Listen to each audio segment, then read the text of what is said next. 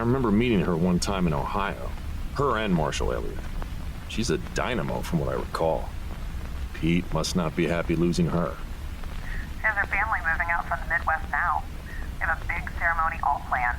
Usual pomp and circumstance. That's all fine and good, Pete, but not really why I called. I know. Took me some digging and smoozing, but the latest from the Stadies and the Bureau Crime Labs came back on Chuck's BMW. They found that all the vehicle's electronics were fried shortly before he went off the road. Power steering, shifting, nothing would have worked. They think it was the application of the parking brake that caused the car to swerve. Any indication as to what caused the electrical damage? What is it? There was a device with strong magnets found just a few feet from where Chuck's car came to rest. They're pretty sure it was attached by a motorcyclist when they were at a red light. The motorcyclist then backed off and remote triggered it at the right time. Magnets. I remember Mossad used that same tactic as recently as a few years ago. Took out Iran's head nuclear scientist and a leader of the Revolutionary Guard's atomic program. Doubt Israel intelligence had any beef with Chuck, though. Any idea what that device was? Are you familiar with HERF technology? High energy radio frequency? No. Think of it like an electromagnetic pulse, but instead of affecting an area, a HERF device is focused, specific. That's what they believe the device attached to Chuck's car was. Why so sophisticated, though? Wouldn't it just be easier just to roll up and shoot him while he was driving? Other than him being a U.S. Marshal, there's no direct motive that's been uncovered yet. Why somebody would want him dead? How was the funeral?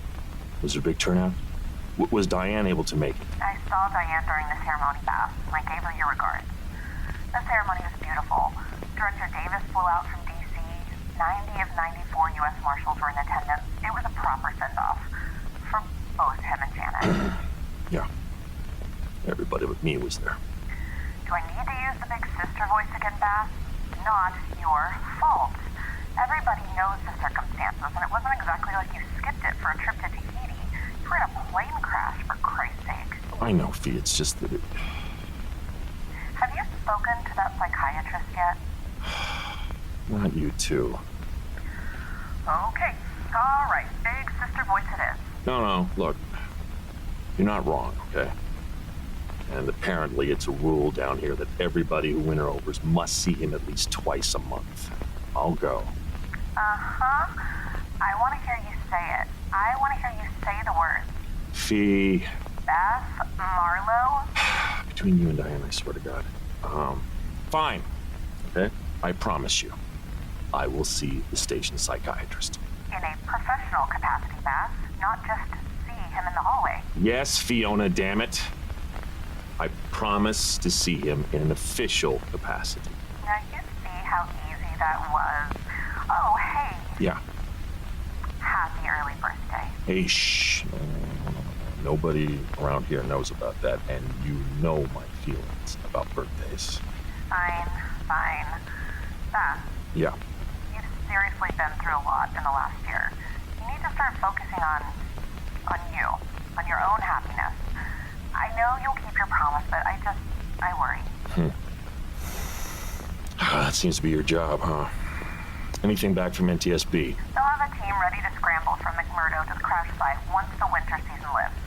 They aren't too happy about you blowing up the wing with the fuel, but they get it. Coming. Hey, Shug, I just need to get your signature on a couple of these here forms. Hey, Fiona. Yeah, need to run. Have some station stuff I need to do. No problem.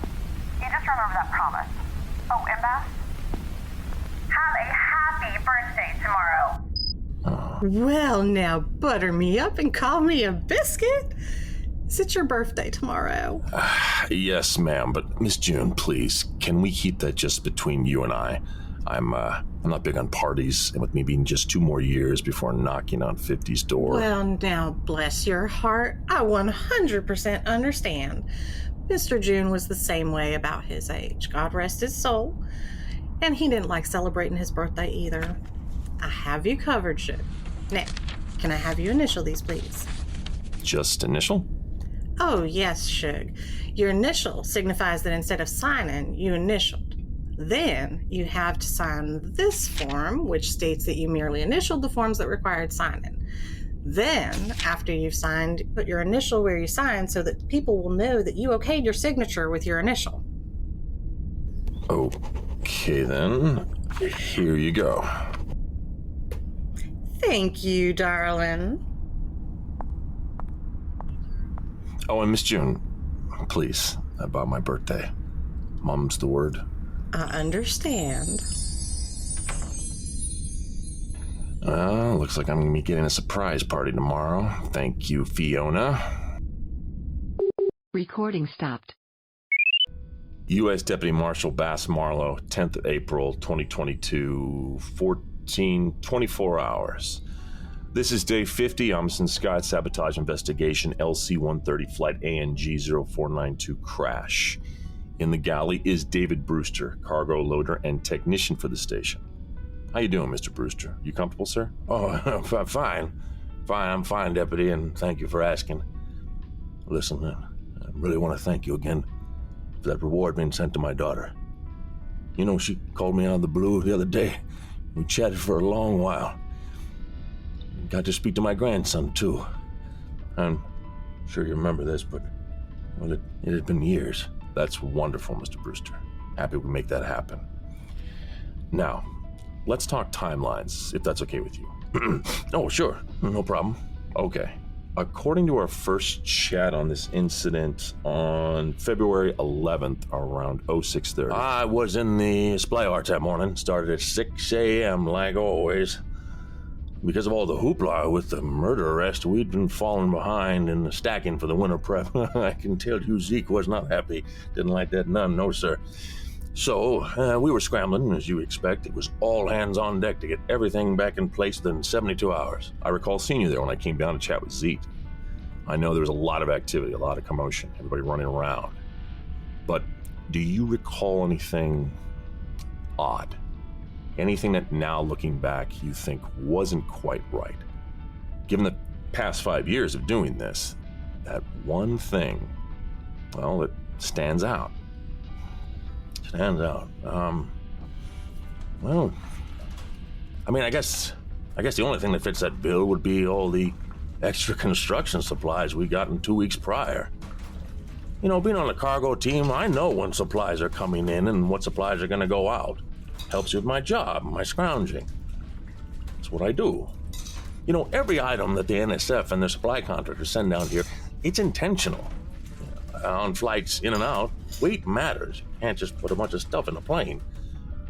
So, to get a ton or so of materials without requesting, that means somebody back in the world must have screwed the pooch bad. Yeah, I remember Zeke mentioning something about that too. I mean, we're storing it for now. It's materials. Gonna keep it in the attic stock, you know, in the event we need to patch something up, or down the road, maybe we need to repair some of the outdoor huts. Okay, let's fast forward then to noontime, same day. Oh, now you're talking. Much easier for me to recall, because that's lunch, favorite time of the day.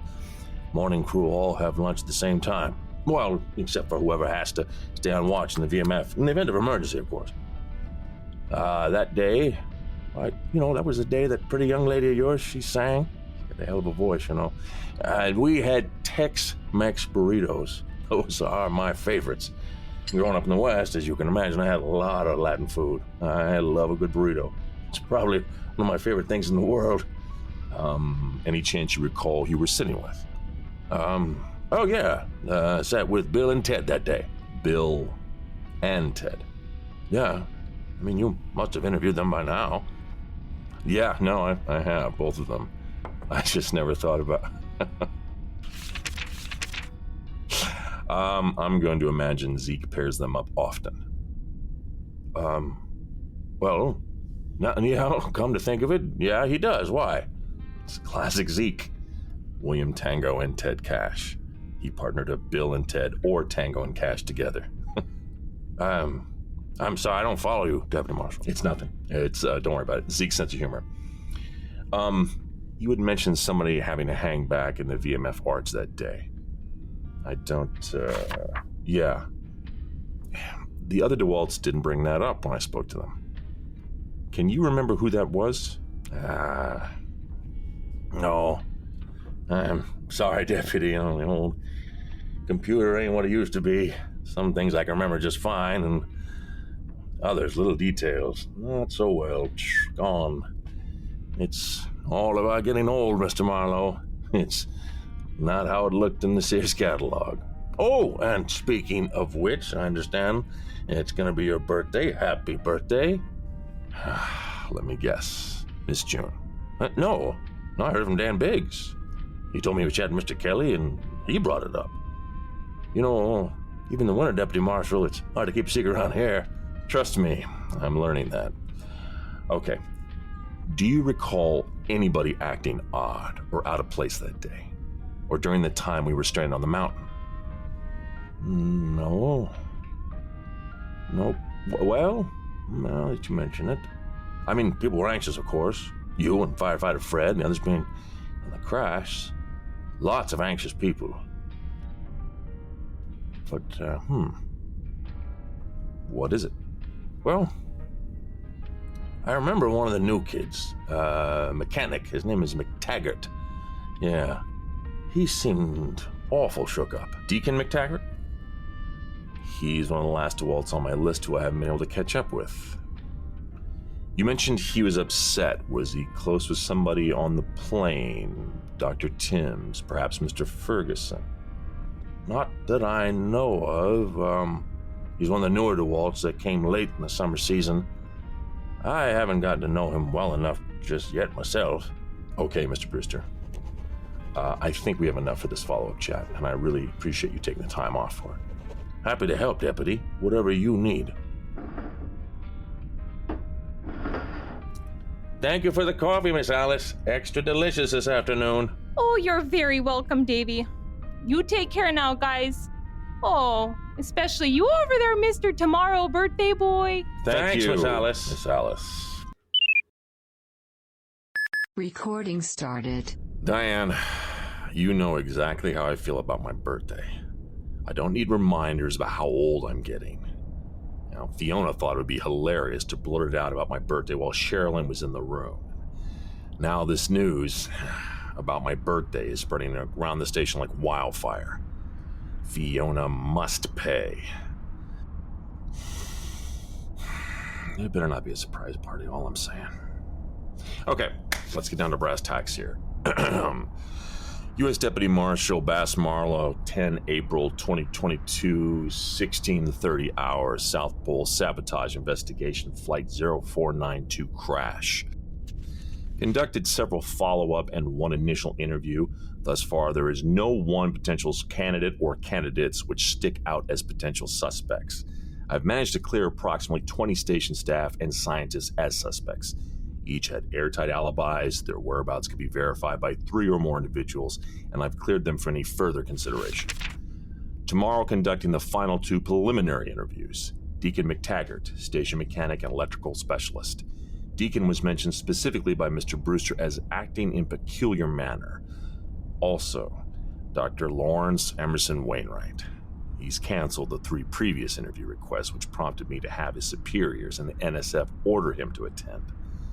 I'll suspect he'll evoke his Fifth Amendment rights purely out of spite. Diane, do me a solid and check with the NSF and OPP. Seems there was a shipping snafu, and the Office of Polar Projects had a massive amount of raw construction materials shipped down here approximately 2 weeks before the winter season. Zeke says stuff like this is exceedingly rare, but not unprecedented. It may not be anything but a red herring, but all the same. Next item.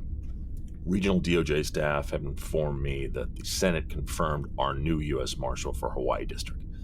The President's nomination of Ann Murphy was approved, and she is to be sworn in by the end of this week. And I got mixed feelings on the matter. Marshal Murphy is a solid choice, don't get me wrong. Way better than Matt Torres, for damn sure. It's just, having somebody else in Charlie's seat feels... I guess it is what it is. No doubt I'll have a meeting set in my calendar before too long to meet with her. Had Director Davis from D.C. reach out last week to check in on me. Odd that the head of the Marshal Service would be concerned about me, but I'm probably reading too much into that. Adjusting to the winter season more each week. I have promised that I would that I would talk to the station psychiatrist, as it is required of all winter overs. I sent an email to Dr. Bremer, who was able to fit me in the middle of the month for my first session. Diane, I know in this day and age there isn't the same stigma about mental health versus when I was a young man. But I'm not going to be looking at any ink blots. I'm not going to go crying about my mom, and I'm not going to be talking about any feelings I have. I will show up. We will chat. There. Promise fulfilled. Period. Okay. I got a ton of paperwork to knock out. I'm going to get a quick bite in and then call it an early evening. I get the impression that tomorrow's going to be something of a hectic day. Oh, hey, one last thing. We have this guy here, Lars. Big tank of a human being. He's German. He's one of Zeke's DeWalt's. Problem is, he doesn't talk. And I don't mean he doesn't speak English. He doesn't speak anything at all. He has all the paperwork from NSF and Office of Polar Projects, but nobody here can figure out how he got assigned to us. The woman who'll be leading HR in the upcoming summer season said she didn't hire him. Thinks it might have been one of her fill-ins while she was in the hospital with a broken leg. See if you can dig up anything about him. Recording stopped. To the time where I was informed you had left the station. So you were sleeping at noon. I had spent all night on things you simply wouldn't comprehend and had been up for 28 hours. I needed sleep, so I retired to my berth at 10:30 and promptly passed out. I see. Curious. Now, Doctors Van Zant, Jovac, and Lorenz also said they were exhausted, had put in several shifts and retired at exactly 10:30 on February 11th. Well, unfortunately, I don't have time for fraternization while on station, Deputy Marshal. I don't share my bed with anyone, so I have to admit, alas, I have no alibi to offer you.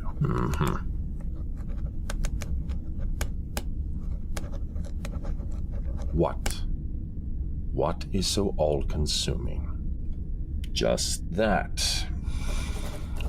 Because according to the NSF public calendars on Outlook, you were on a call that day before at 7:30 p.m. station time.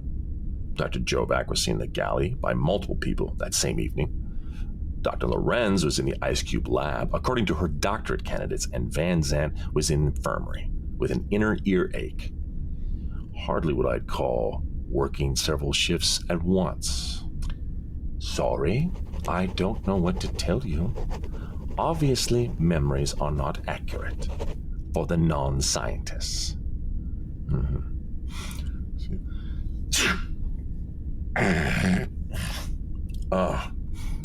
Apologies.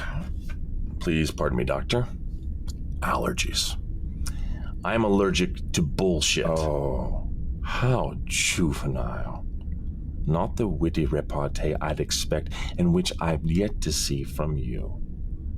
The responsibilities we scientists have on this station, Deputy Marshal, are extreme. The pressures put upon us to ensure funding is well spent is always at the forefront. The burdens are like the burden of being made to hold up a planetary sphere on your shoulders for all eternity. How's that for witty, Doctor? Oh, very good, Deputy. Very good. You recall some Greek mythology. Although, obviously not from reading the poet Hesiod. No doubt from a classic comic book. Had you read the original Greek epic, you'd know that a 2nd century sculptor fashioned a replica of Atlas with a sphere which had been mistaken as a planet Earth, and it stuck. That must have been one hell of a comic book you had there, Deputy. Although I would advise you to tread very carefully around Greek mythology, Deputy. Oh, this should be good. Please elaborate, Doctor. All right. Take our own beloved Prometheus, Greek titan who brought humanity fire, the arts, mathematics, and science. But stole that fire and knowledge from Zeus, who condemned him. Some might say Prometheus' punishment was just for going where he was forbidden to and trifling in matters not of his own. Of course, the same thing could be said for Zeus. How's that? Well, Zeus, as you know, stole everything he had from Kronos, no? I mean, if you examine it closer, did Zeus really earn all that prestige and honor himself? Or was he nothing more than exactly what he accused Prometheus of, being a fraud and pretender to the throne? At least, that's how it seems to me, Doctor. What was it again you were nominated for, the Nobel Prize? How very droll and amusing. Do you have any more real questions? Did you notice anybody acting oddly or out of the normal between the time the plane left or until we returned? Out of the normal. You ask me if I noticed anything out of the normal. Well, let me see. My operations director openly defied me. The control deck refused to take my orders. Pilots in the air would not respond to reason. The DeWalt crew would not give me Mr. Bustamonte's location. Your paramour shot me in the back with an electrical incapacitation device, and somebody keeps stealing the W key from my keyboard. Did you say paramour? How old are you exactly? Suffice it to say, Deputy Marshal, no. Since you first arrived, everything, every last thing has been out of the normal. I long for the days of peace and tranquility. So asleep in your berth, 10:30 a.m. That's a story you want to stick with. If by story, then you mean to say the truth, then yes. So be it, Doctor. I have nothing additional. US Deputy Marshal Bass Marlow, 11th April 2022, 9:30 hours, South Pole, sabotage investigation, flight 0492 crash. Re-interview of Station Area Manager Dr. L.E. Wainwright concluded. Oh, yes, and of course, where are my manners? Happy birthday, Deputy Marshal, at Multos Annos. Consider this my RSVP. I am not attending the party.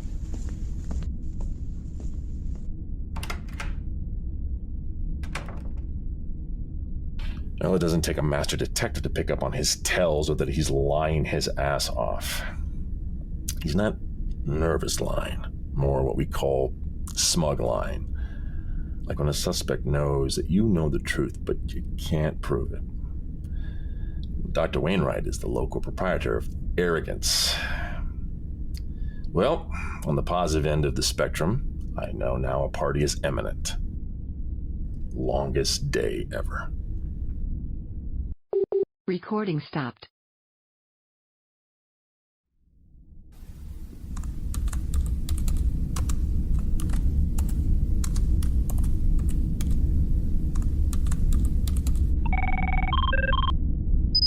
Deputy Marshal Marlow speaking. Hey, Lawman. We got a few to check out something VMF Arch. Think you're gonna want to see this. Yep, on my way.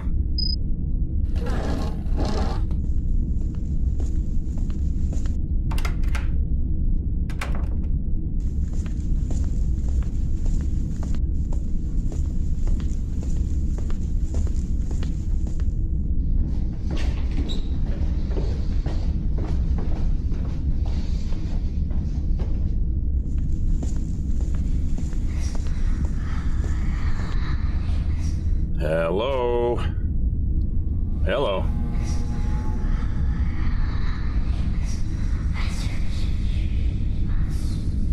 Oh, okay. I get it. I guess I should stick my head into the big gym to investigate that mysterious whispering, huh? Let me check this out real quick before going down to the VMF Arch. I'll just open the door. Turn on the light. Huh. I was almost positive this was going to be the surprise.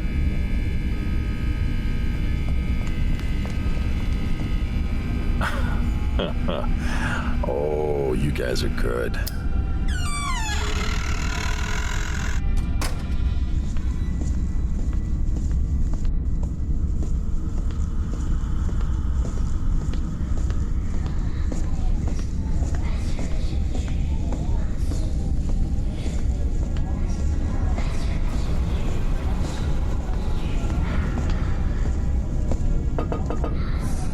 Okay, guys, I get what you're doing. But in any other situation, trying to surprise a armed federal agent is a double dipshit moronic idea. But that said, I am a good sport, so...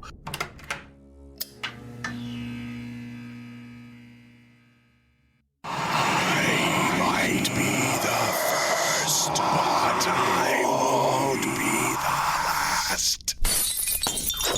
Holy shit. Holy shit. Holy shit.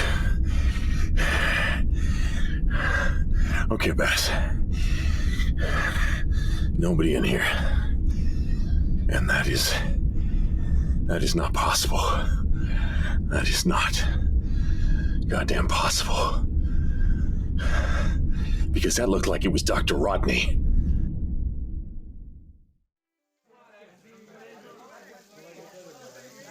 Tried to scare you. Bass, birthday or not, scaring an armed federal cop is a double dipshit moronic idea, especially one that's armed. That's why I told you where we're gonna be. I mean, you'll still get the surprise when the door opens up with all the lights out, us jumping out from the dark. Bass, you know I hate scary movies. I am telling you, it was Dr. Rodney. I have seen enough photos of him and videos to know it was absolutely him. Bass, you got your bell rung by the kid last month. And you said Dr. Ambrose told you concussion effects can keep on trucking for up to 6 weeks. We have, well, more than our fair share of weird shit up in here, but ghosts. That would be a new one. He said he was the first, but wouldn't be the last. Come on, Lawman. Why here, we'll start bringing up poltergeist movie shit. Murdering clown puppets and trees trying to eat babies. How the hell am I supposed to sleep tonight, man? This here is a celebration, man. Your birthday. And nothing says birthday and celebration like Memphis barbecue, which I'm here whipping up for your spooky ass. Been smoking this here meat for 6 hours. But I know your thoughts on Kansas City barbecue. I had lunch lady Alice bring down 2 cans of tomato sauce. You can dump over anything you want. Get your down home best barbecue #1 Kansas City tastes like ass flavor. Yeah, that's right. Keenan! Damn it, boy. You are burning the meat again? Hope you're enjoying your day, Marshall. I am. Thank you, Miss Webster. And I assume this is part of your doing as the station's event coordinator. I did help coordinate, yes. However, it really was a group effort to get everything in place. We didn't get to have a barbecue event last winter due to, well, Dr. Rodney's murder, so this really means a lot to everybody here. The fact that we also get to celebrate your birthday, well, that's just an added bonus. You had a lot of people worried while you were all at their loss, Mr. Marlow. Well, thank you, and I'm sure they were. I'm very happy to be back here and able to celebrate with some fantastic music and wonderful food, great friends, and, well, I guess Zeke. You know, your jokes are just as unfunny from far away, too, Lawman. I need to go make sure the beers are being rotated. Keenan said he'd keep an eye on them for me, but, well, it's Keenan we're talking about. He's probably drinking them. If you'll excuse me? Of course, I get it. No problem. Hey, you. Hey, you. Happy birthday, hon. Thank you. Busy day? Oh, the winds. The walk from DSL to the station, it was harder than normal to walk upright. ARO said that if the wind, they said the winds would be all over the place for the rest of the day. And Jovac, well, Dr. Jovac, well, he left early today, but he said if the winds keep up, tomorrow might be a snow day. So if you're free. Maybe. Yeah. I hadn't seen winds like this since, well, I guess last year around this time. This makes grilling all the more... Keenan, what did I just say? Here, Lord, help me keep my religion here. I tell you what, son. We're gonna make up a rhyme, okay? A rhyme for your dumb ass. When it makes a crackling sound, you turn the damn ribs around. You got it? You're gonna put me in early grade, boy. Those ribs come out chewy. You'll be scrubbing fuel tanks all winter. I can't man this here grill and yours at the same time. Hey, guys! Oh, I brought down the 2 you told me to, Zeke. All right now. We talking. Hey, Tommy, do me a solid. Man this here grill for me. You're letting me work your barbecue? Oh, really? Really. You see me doing every winter. Now it's your time. When it starts to sizzle, just flip it over. You'll get it. Just watch Kenan and do the opposite of what he does. Oh, really? Oh, thank you. Oh, it's an honor. I promise. I'll handle your meat perfectly. That came out wrong. Tell me what you need. Are you two going to play something together? Oh, so cute. Whoa, nobody cute down here, lady. Oh, okay. I'll grab a drink. Nobody is cute. Just continue with your whatever you call this. You two turtle doves. Okay, you better get 2 drinks, lady. Nobody cute down here in the VMF. Okay, Lawman. Now, I hear you ain't too bad with the guitar. I'm just gonna start riffing over here. We'll play some old school blues, just like we used to back in Clarksdale, back home in Mississippi. You told me you were born in Mississippi, but you never mentioned Clarksdale. You talking like Crossroads Clarksdale? Why do you think me and Franklin don't get along? Old scratch took Robert Johnson way too soon. Are you saying Robert Johnson was... I'm calling, Lawman. You gonna respond anytime this decade?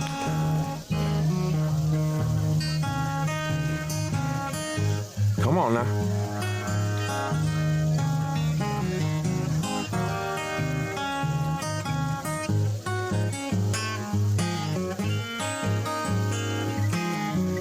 Think you can keep up?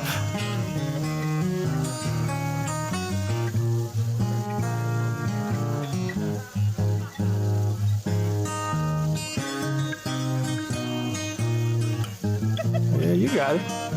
All right, try this one out.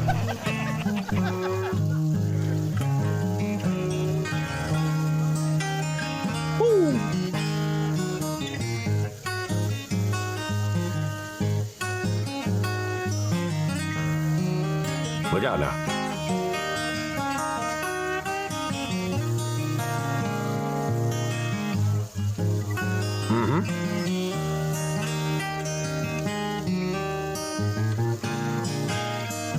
You don't play half bad, Lawman. Only half good, but not half bad either.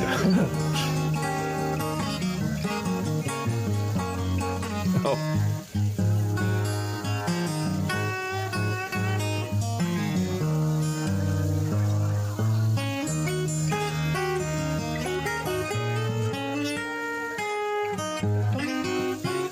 Oh, some impressive picking.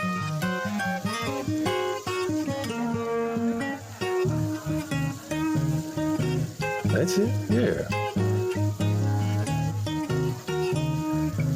Not bad, buddy. Not bad at all.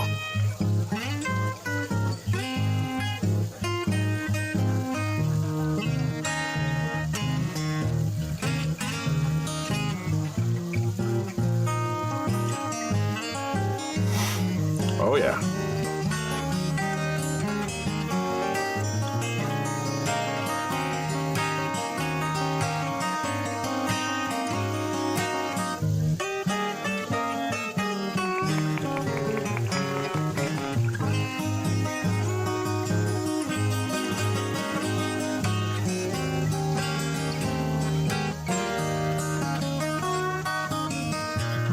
You should stick to guitar playing, not barbecuing. Damn. Just for that, you're gonna get a piece of rib off of Kenan's grill.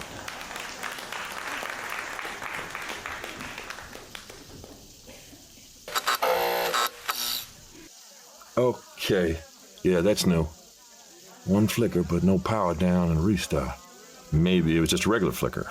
Not like the others. Deputy Marshal! Deputy Marshal! I guess spoke too soon. Mr. Retcha, what is it? I see it. The swirling purple mist. Not just around the lights in here, but out there on the horizon. It's huge. It's like a beacon. It's pulsating. Bass. Look at the man over there. I think it's Lars. Yeah, it is Lars. And he's looking in the same direction. Off in the distance. I think he can see it too. And that's why we can't find him in the system. Damn it. Oh, because he's from an alternate reality too. Whatever that is out on the horizon, it's massive. Is the purple mist swirling here at the station too? Yes, but it's different this go round. Subdued, fading much quicker than other times. Do you think it's connected to the ongoing power flickers? I'd say it's a pretty good bet, Doctor. Not sure what to make of this here mini flicker, but if that thing Sandra just described only appeared afterwards, then yeah. Meat's ready! All right. Everybody, we'll deal with this some other time. Now it's time to enjoy the second best barbecue ever. Okay. Woo.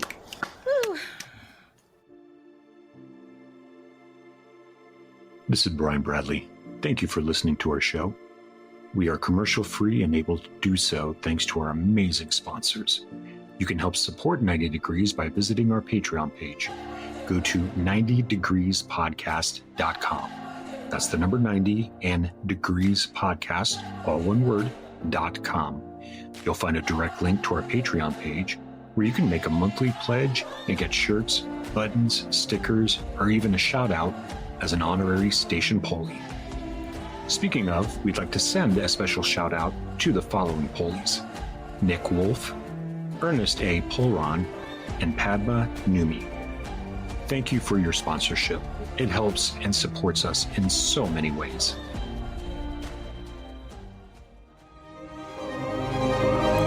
This has been 90 Degrees South. On behalf of the cast and crew, I'd like to thank you for listening. If you liked the episode and are enjoying the series, please remember to give us a like, a share, a tweet, send a raven, or review on iTunes, Audioboom, or your favorite podcast site. It helps us to get the word out and keeps the cold at bay. Until next time. This has been a BMB production.